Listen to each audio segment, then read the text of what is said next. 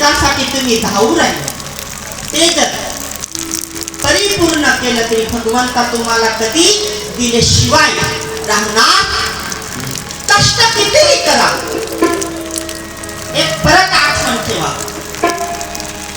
तुम्ही माहेरी जा, देवाचे दर्शनाला जा,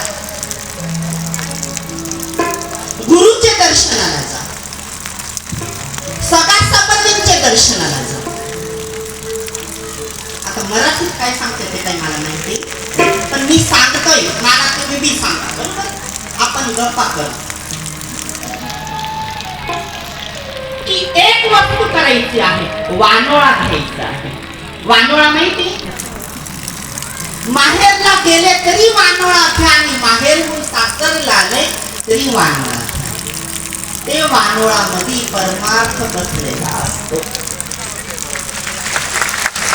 तेव्हा या जीवाचा उद्धार होईल. हे जीवनामध्ये वानोळा द्यायची सवय ठेवा. सगळे भक्तांना विचारा, जो बिनवाला दर्शनाला येत असेल त्यांना विचारपूस करून बघा. तुम्ही भले खाल्ले हाती या, पण मी मनामध्ये वानोळा देऊनच पाठवतो. मी काय समजतोय की सदैव तुम्ही माझे आहे आणि मी तुमचा आहे. हे माझे मनामध्ये बसून गेले आणि मला धावा आहे तर फक्त तुमच्यासाठी. कारण भगवंताने जर मला पाणीमध्ये बुडवून जर दीक्षा दिली तर कोणासाठी दिली? तुमचे प्रेमापोटी दिली. आता ती मी जपवली कशी पाहिजे? दिखावा म्हणून नाही माहिती. मी आईच्या हातात सोडून आजपर्यंत कोणाच्या हातात. आज मी जंगलामध्ये संन्यास घेऊन राहतोय, शिवपूजा आणि शक्तीपूजा करतोय. मी स्वतःच्या हाताचा डबा तयार करतो. मी जे करेल ते स्वतः करतो आणि स्वतः करतोय म्हणून तुम्हाला मी करायला लावतो.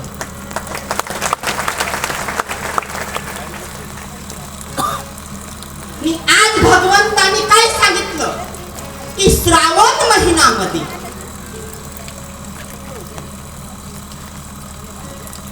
मी तुम्हाला शास्त्रामध्ये शक्य ब्रह्ममुहूर्तावर दिवस कोणते ते मी सांगितलं. अमावस, पौर्णिमा, एकादशी, प्रदोष, संकट चतुर्थी, बरोबर?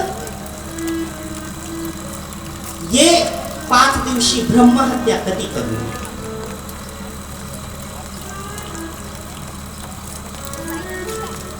अहो तुम्हाला काय सांगू की तुम्ही त्या मुहूर्तात